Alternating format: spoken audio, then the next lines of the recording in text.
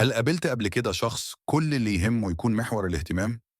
شخص دايما عايز الكل يبص له، يضحك بصوت عالي، يلبس ملفت، يحكي قصص درامية، ويزعل لو محدش ركز معاه. الشخص ده ممكن يكون عنده حاجة اسمها الشخصية الهستيرية. الشخصية دي بتتسم بحاجة أساسية جدا، إنها بتعشق تكون في مركز الصورة. الاهتمام بالنسبة لهم مش رفاهية، ده احتياج أساسي زي الأكل والشرب. ولو الاهتمام اختفى، يبدأوا يحسوا بالضياع أو حتى الاكتئاب.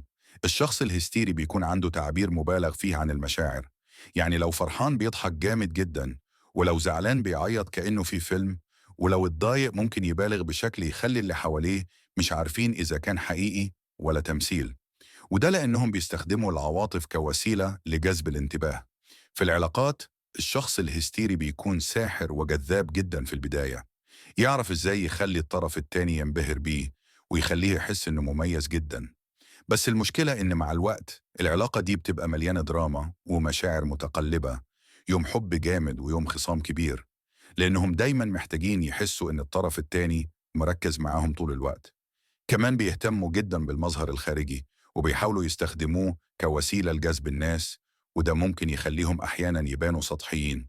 بس الحقيقة إن جواهم في فراغ كبير، بيحاولوا يملوه بالاهتمام من الناس اللي حواليهم. ممكن يتعبوا منهم لأنهم بيحبوا يعملوا من أي حاجة موقف درامي كبير، ولو تجاهلتهم أو ما ركزتش معاهم ممكن يزعلوا جدا أو يسيبوا العلاقة كلها.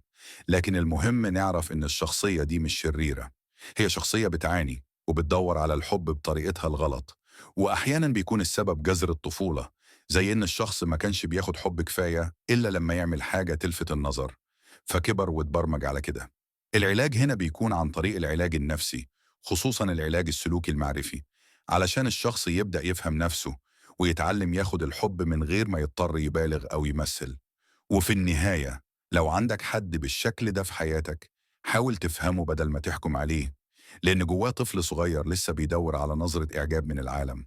الشخصية الهستيرية مش دايما سيئة، لكنها محتاجة وعي، وعي من صاحبها ووعي من اللي حواليها.